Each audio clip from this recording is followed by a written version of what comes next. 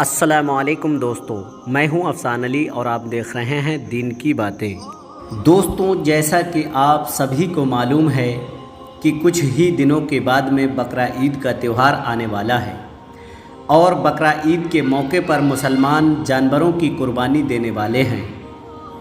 لیکن جیسے ہی بقرہ عید کا تہوار قریب آتا ہے تو کچھ ناسمجھ لوگ اس کو لے کر طرح طرح کے سوال اٹھانے شروع کر دیتے ہیں۔ وہ کہتے ہیں کہ مسلمان بقرہ عید کیوں مناتے ہیں اور بے زبان جانوروں کی قربانی کیوں دیتے ہیں، اس کے پیچھے کی وجہ کیا ہے۔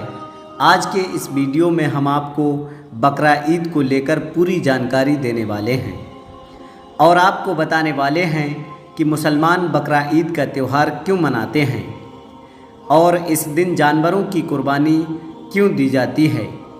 اس لیے آج کا یہ ویڈیو آپ سبھی کے لیے بہت خاص ہے۔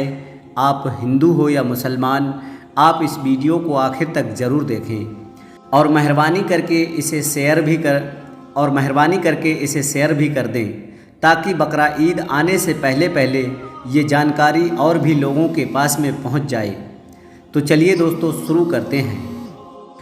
پیارے دوستوں، جیسا کہ آپ سبھی کو معلوم ہے کہ ہر تہوار منانے کے پیچھے کوئی نہ کوئی وجہ یا کہانی ضرور ہوتی ہے۔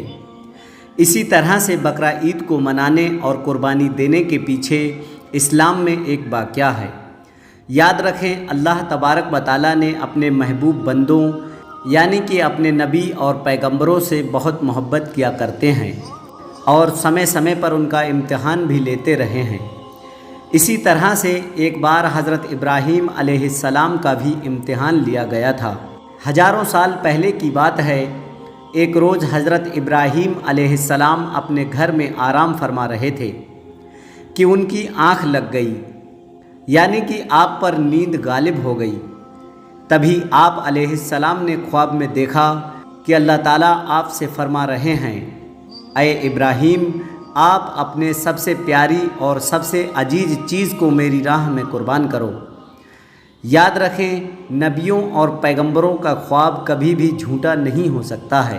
اس لیے حضرت ابراہیم علیہ السلام نے یہ خواب سچ جانا اور اپنے عزیز چیز کو اللہ کی راہ میں قربان کرنے کے لیے تیار ہو گئے۔ اس وقت حضرت ابراہیم علیہ السلام کے پاس میں کافی تعداد میں اونٹ ہوا کرتے تھے، اس لیے صبح ہوتے ہی آپ اپنے ان اونٹوں میں سے 100 اونٹوں کی قربانی دے دی، یعنی کہ 100 اونٹ اللہ کی راہ میں قربان کر دیے۔ مگر جیسے ہی دوسری رات آپ کی آنکھ لگی تو پھر سے اللہ تعالیٰ کی طرف سے آواز آئی، اے ابراہیم، آپ اپنے سب سے پیاری سب سے عزیز چیز کو میری راہ میں قربان کرو۔ اس لیے پھر حضرت ابراہیم علیہ السلام نے دوسرے دن 200 اونٹوں کی قربانی دے دی، یعنی کہ 200 اونٹ اللہ کی راہ میں قربان کر دیے۔ مگر پھر تیسری رات جیسے ہی آپ کی آنکھ لگی تو پھر اللہ تعالیٰ کی طرف سے آواز آئی، اے ابراہیم، آپ اپنے سب سے پیاری چیز سب سے عزیز چیز کو میری راہ میں قربان کرو۔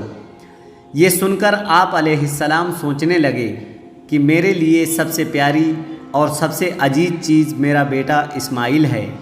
آپ سوچنے لگے کہ اللہ تعالیٰ کہیں یہ دیکھنا تو نہیں چاہ رہا ہے کہ میں سب سے زیادہ پیار اپنے فرزند کو اپنے بیٹے اسماعیل کو کرتا ہوں یا پھر اپنے خالق حقیقی سے کرتا ہوں۔ ہم آپ کو بتا دیں کہ حضرت ابراہیم علیہ السلام اور حضرت ہاجرہ کی صرف ایک ہی بیٹا تھا اور وہ بھی کافی دعا اور منت کرنے کے بعد میں اللہ تبارک و تعالیٰ نے آپ کو بڑھاپے کی عمر میں عطا کیا تھا۔ اس لیے حضرت ابراہیم علیہ السلام اور حضرت ہاجرہ اپنے بیٹے اسماعیل سے بہت پیار کیا کرتے تھے۔ مگر جیسے ہی آپ علیہ السلام نے اللہ کا یہ حکم سنا تو آپ نے یہ ارادہ کر لیا کہ وہ اپنے سب سے پیارے اور سب سے عزیز بیٹے اسماعیل کو اللہ کی راہ میں قربان کر دیں گے۔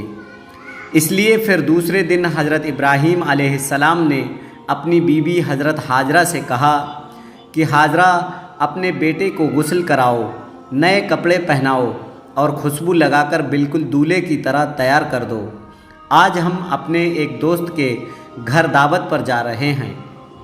یہ سن کر آپ کی بیوی حضرت حاجرہ بہت خوش ہوئی اور خوشی خوشی سے اپنے بیٹے حضرت اسماعیل کو تیار کر دیا۔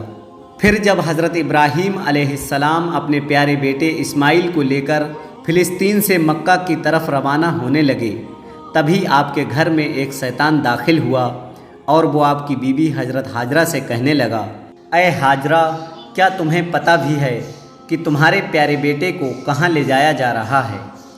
تمہارے بیٹے کو کسی دوست کے گھر دعوت پر نہیں لے جایا جا رہا ہے، بلکہ تمہارے پیارے بیٹے اسماعیل کو قربانی کرنے کے لیے لے جایا جا رہا ہے، یعنی کہ مارنے کے لیے لے جایا جا رہا ہے۔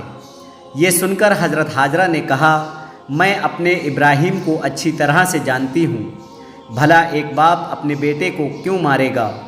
تو یہ سن کر شیطان نے کہا کہ تمہارے ابراہیم نے ایک خواب دیکھا ہے جس میں اللہ نے تمہارے پیارے بیٹے اسماعیل کی قربانی مانگی ہے، اس لیے ابراہیم اس کو قربان کرنے کے لیے لے جا رہے ہیں۔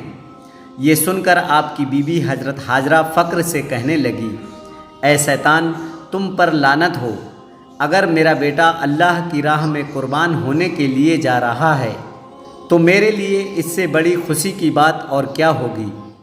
یہ تو میرا ایک بیٹا ہے، اگر میرے پاس ہزاروں اسماعیل بھی ہوتے تو میں خوشی خوشی سے ان کو بھی اللہ کی راہ میں قربان ہونے کے لیے بھیج دیتی۔ یہ سن کر پھر شیطان حضرت اسماعیل کے پاس گیا اور کہنے لگا، اے اسماعیل، کیا تمہیں پتہ بھی ہے تمہارے بابا تمہیں کہاں لے جا رہے ہیں؟ وہ تمہیں کسی دعوت پہ نہیں بلکہ تمہیں مارنے کے لیے لے جا رہے ہیں اور تمہیں اللہ کی راہ میں قربان کرنے کے لیے لے جا رہے ہیں۔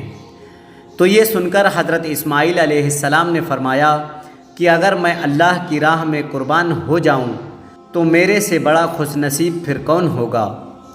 یہ سن کر شیطان بہت مایوس ہوا، اس لیے پھر وہ حضرت ابراہیم علیہ السلام کے پاس پہنچا اور کہنے لگا، اے ابراہیم، تم اپنے پیارے بیٹے کو قربان کرنے کے لیے کیوں لے جا رہے ہو؟